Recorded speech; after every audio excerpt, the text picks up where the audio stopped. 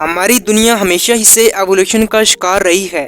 وقت گزرنے کے ساتھ ساتھ جہاں انسان کی عمر اور ہائٹ میں کافی حد تک کمی واقع ہوئی، تو دوسری طرف انسان کا ذہن مزید ایڈوانس سے ایڈوانس تر ہوتا گیا۔ مثال کے طور پر آج سے تقریباً 1-1.5 صدی قبل لوگ اپنا میسج دوسروں تک پہنچانے کے لیے کبوتروں کا استعمال کیا کرتے تھے۔ وقت گزرنے کے ساتھ ساتھ یہ سارا سسٹم پہلے ٹیلی فون اور پھر اسمارٹ فون میں تبدیل ہو گیا۔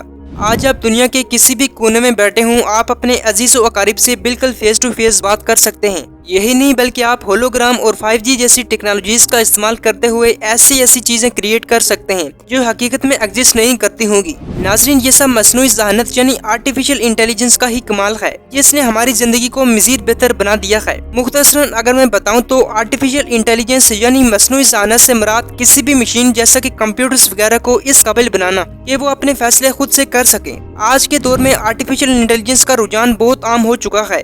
دنیا کی بڑی کمپنیز آرٹیفیشل انٹیلیجنس کا استعمال کرتے ہوئے اپنے بزنس کو مزید بہتر بنا رہی ہیں، جس کی موجودہ دور میں سب سے بڑی مثال چیٹ جی پی ٹی ہے۔ اس اوپن اے آئی کو 2017 میں متعارف کر لیا گیا تھا، لیکن اس کے بعد اس کو مزید بہتر بنایا گیا اور آج کے دور میں یہ سافٹ ویئر بالکل انسان کی طرح بات چیت کر سکتا ہے۔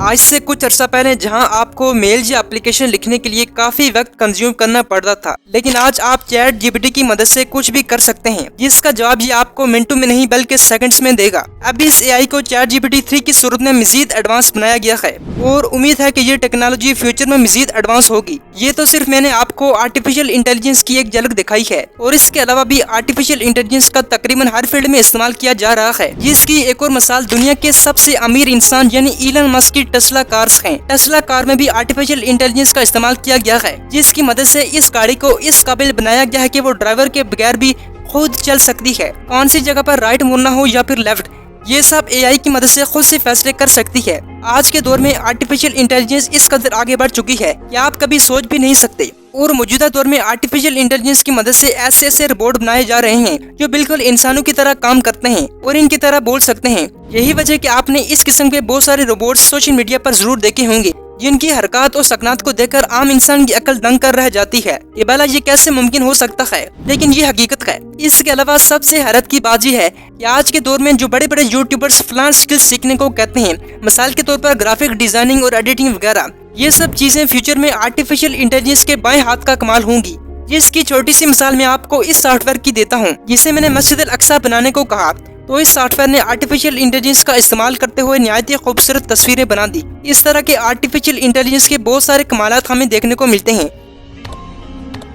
یاد رہے کہ اگرچہ آرٹیفیشل انٹیلیجنس اس طرح آگے بڑھتا رہا تو جہاں انسانی زندگی مزید بہتر سے بہتر ہو جائے گی، ہر کام منٹوں میں ہو جائے گا، وہاں بہت سارے لوگ جاب لیس ہو جائیں گے، کیونکہ ان کا سارا کام آرٹیفیشل انٹیلیجنس سنبھال لے گی۔ یہی وجہ کہ دنیا کے امیر ترین انسان نے آرٹیفیشل انٹیلیجنس کو سلو ڈاؤن کرنے کو کہا ہے۔ آرٹیفیشل انٹیلیجنس کے جہاں بہت سارے فائدے ہیں، وہاں دوسری طرف اس کے کافی نقصانات بھی ہیں۔ مثال کے طور پر اگر آرٹیفیشل انٹیلیجنس کی آج کے دور کی مثال دی جائے تو آج کے دور میں آپ اے آئی کی مدد سے کسی بھی انسان کی فیک پکچرز یہاں تک کہ فیک ویڈیو بھی بنا سکتے ہیں اور بہو اس میں اسی انسان کی وائس بھی ڈال سکتے ہیں۔ دوسرا آرٹیفیشل انٹیلیجنس کا نقصان یہ ہو سکتا ہے کہ آرٹیفیشل انٹیلیجنس میں ہم انسانوں کی طرح ایموشنز نہیں ہوتے، یعنی ان میں احساسات نہیں پائے جاتے۔ اے آئی انسانوں کے دکھ اور تکلیفوں کو نہیں سمجھ سکتی۔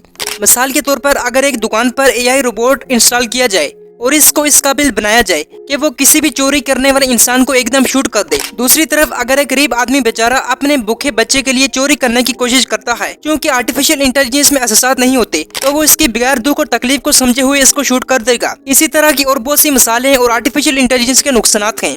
یاد رہے کہ وہ وقت گیا جب لوگ بندوقوں سے لڑا کرتے تھے۔ موجودہ دور سائبر وار کا دور ہے اور آنے والے وقت میں وہی سروائیو کر سکتا ہے جسے اے آئی کے بارے میں تھوڑی بہت نالج ہو، ورنہ آئے دن لوگ اے آئی کا استعمال کرتے ہوئے ضرور آپ کو چونا لگائیں گے۔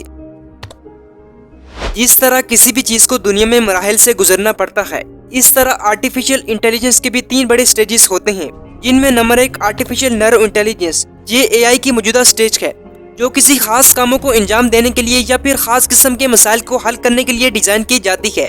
اے آئی کی یہ سٹیج اپنے مقرر کردہ ڈومین میں رہ کر ہی کام کر سکتی ہے، اور اس قسم کی اے آئی کی سٹیج اپنا نالج دوسرے کاموں میں منتقل نہیں کر سکتی۔ یہی وجہ کہ اس کو ویک آرٹیفیشل انٹیلیجنس بھی کہا جاتا ہے۔ نمبر 2 آرٹیفیشل جنرل انٹیلیجنس، یہ آرٹیفیشل انٹیلیجنس کی ایک قسم کی فرضی سٹیٹ ہوتی ہے، اور یہ ہمیں شاید زیادہ تر فیوچر میں دیکھنے کو ملے گی۔